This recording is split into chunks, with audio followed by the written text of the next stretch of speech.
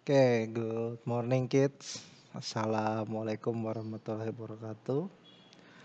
Kita berjumpa lagi di pelajaran bahasa Inggris pada hari ini ya, pada hari Kamis.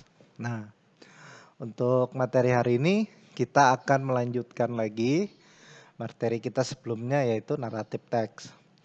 Cuman kalau pada sebelumnya kita membahas tentang pengertiannya, maka hari ini kita akan membahas tentang strukturnya.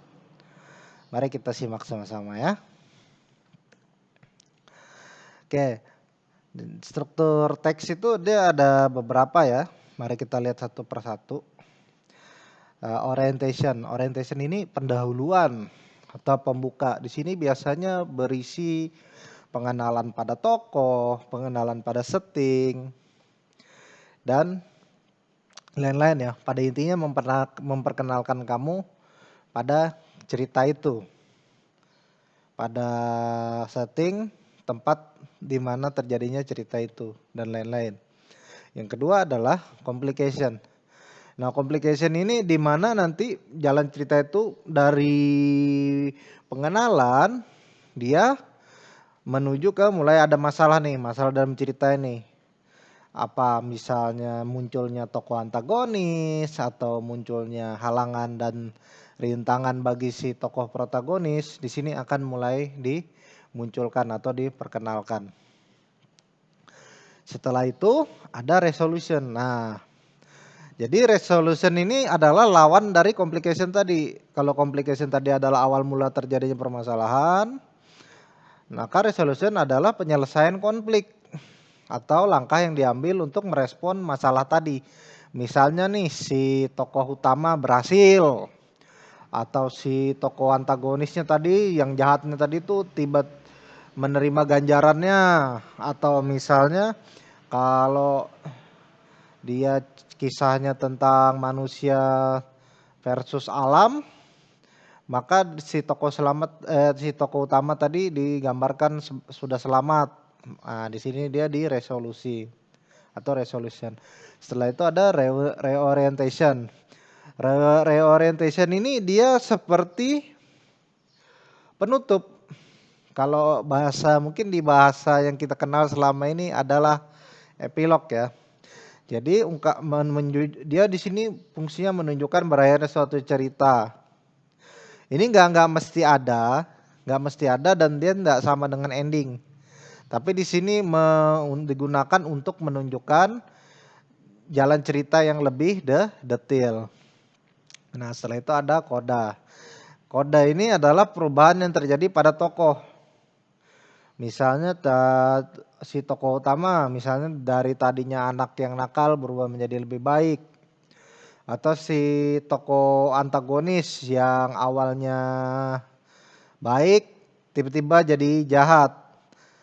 Nah, lalu ada juga nanti pesan-pesan moral, misalnya kalau kita berbuat kejahatan kita akan menerima ganjarannya, bila kita jujur kita akan mendapatkan hal baik. Itu ada di koda ya. Oke, selanjutnya nah di sini Bapak bikinkan bagan supaya kamu lebih memahami lagi. Nah, di sini ada exposition tadi ya atau orientation.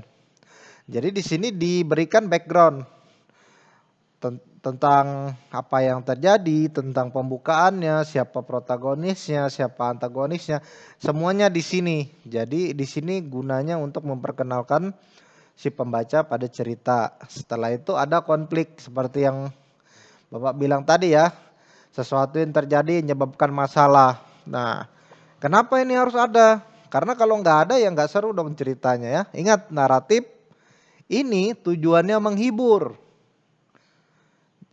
Ya, jangan lupa itu. Salah satu tujuan naratif teks adalah dia menghibur.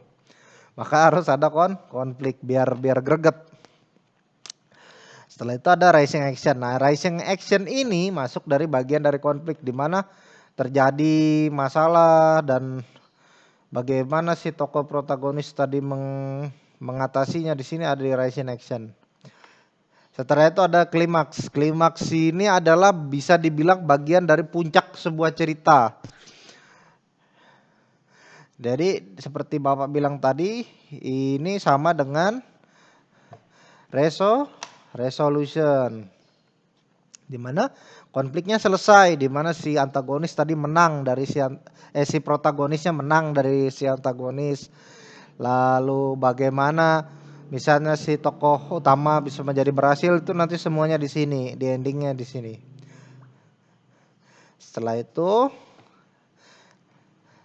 ini mulai menurun. Di filing action ini adalah apa yang terjadi setelah klimaks tadi. Yaitu misalnya kan tadi sudah berhasil si tokoh utamanya. Setelah dia berhasil tuh dia mendapatkan apa sih? Apa yang dia lakukan. Terus misalnya menyoroti antagonisnya si tokoh yang jahatnya tadi. Apa yang dia terima, apa yang terjadi sama dia, itu nanti di sini dijelasinnya. Sini. Nah, setelah itu baru tadi resolution, di mana ada endingnya. Nah, untuk koda itu biasanya masuk di sini ya. Exposition atau konflik dan di rising action. Di mana proses perubahan yang terjadi pada protagonis dan antagonis itu terjadi di jalan ceritanya. Tapi tidak menutup kemungkinan dia terjadi di filing action. Apalagi kalau dalam cerita yang menyisipkan pesan-pesan moral. Biasanya dia di sini menunjukkan perubahan yang terjadi baik pada antagonis atau protagonis setelah terjadinya klimaks tadi. Misalnya dalam cerita si Kancil misalnya. Setelah si Kancil tertangkap saat dia mencuri timun, kan dia berubah tuh, dia menyesali sifatnya kan. Waduh, seharusnya saya nggak nyuri, seharusnya saya nggak begini, seharusnya saya nggak begitu. Nah, itu kodanya terjadi di setelah klimaks, karena klimaksnya adalah tertangkap. Gitu contohnya. Nanti untuk contoh akan kita bahas lebih lanjut lagi. Untuk hari ini kita pelajarin dulu strukturnya ya. Nah, setelah itu kita lanjut ke unsur kebahasaan. Jadi dalam naratif itu pasti memasukkan yang namanya noun atau kata benda.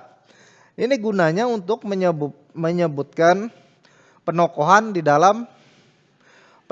di dalam cerita itu. Sepertinya ini stepmother, ibu tiri, the dwarf, sang kurcaci, carriage atau kereta dan lain-lain. Nah, yang kedua, ini harus ingat nih, harus ingat. Naratif teks itu menggunakan bentuk past tense. Kenapa dia dalam bentuk past tense? Karena posisinya kita adalah bercerita atau mendengarkan cerita orang. Berarti kan kalau diceritain kejadiannya udah terjadi kan? Ya. Kalau belum terjadi gimana kita mau ceritain? Ya, benar nggak? Nah, karena itu dia pasti pakai past tense, di mana ciri-cirinya adalah menggunakan verb to. Misalnya when, ate, dan met. Jadi nanti kalau misalnya kamu dapat tugas membuat naratif teks atau kamu harus menganalisa sebuah naratif teks, kalau dia udah nggak pakai ini, nggak pakai past tense, auto salah. Ya, jadi ingat baik-baik. Salah satunya adalah yang paling penting dan yang paling menonjol dari naratif teks adalah penggunaan past tense. Entah simple past, entah past continuous, tapi dia pasti pakai past tense. Nah, setelah itu ada namanya time connective. Time connective ini kata yang kita gunakan untuk menghubungkan waktu.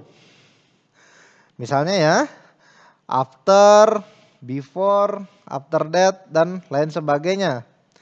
Nah, ini kalau dalam bahasa Indonesia seperti setelah, sebelum, setelah itu. Misalnya nih saya menceritakan petualangan si Kancil lagi, kita kembali lagi ke Kancil. Nah, misalnya setelah si Kancil memakan timun, dia pun tidur kelelahan. Tidur karena kekenyangan misalnya, kalau kelelahan nggak mungkin. Dia tidur karena kekenyangan. Nah, di sini menunjukkan menyambungkan kejadian di mana dia makan setelah mencuri timun dan setelah itu dia tidur kan. Makanya di situ kita gunakan time connective. Nah, setelah itu ada action verb. Action verb ini kita gunakan untuk menunjukkan peristiwa atau kegiatan. Nah, ini untuk menunjukkan aktivitas yang dilakukan oleh tokoh-tokoh di cerita tersebut. Contohnya stay, tinggal, climb, memanjat, wrote, menulis. Atau kalau kita kembali ke contoh kita tadi si kancil ya, misalnya dia run, berlari, seperti itu. Jadi jangan lupa action verbnya harus ada. Kalau enggak kita nggak tahu dong dia ngapain ya. Jadi nggak seru ceritanya. Saya habis itu ada saying and thinking verb. Jadi saying itu mengatakan dan thinking itu berpikir.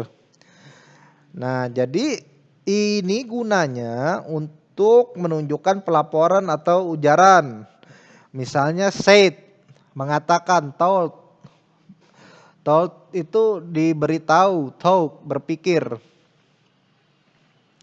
Contohnya, eh,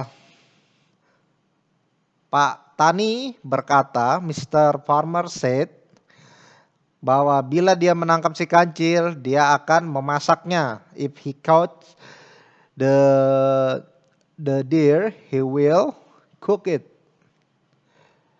Ya. Jadi ini untuk menunjukkan dialog dalam cerita itu. Oke. Nah, untuk lebih jelasnya nanti akan Bapak kasih keterangan tambahan. Baiklah, itu dulu. Bila ada pertanyaan, kamu boleh langsung japri Bapak. Atau kamu nelpon juga boleh, silahkan saja. Dan untuk tugas hari ini bisa dicek di Classroom ya. Terus untuk absennya hari ini agak beda sedikit. Silakan kamu absen di kolom komentar di videonya. Karena jadi Bapak bisa tahu siapa-siapa yang menonton video ini ya. Baiklah, itu dulu untuk hari ini. Terima kasih banyak atas perhatianmu. Thank you very much for your attention. Assalamualaikum warahmatullahi wabarakatuh. Goodbye and see you next time. Bye.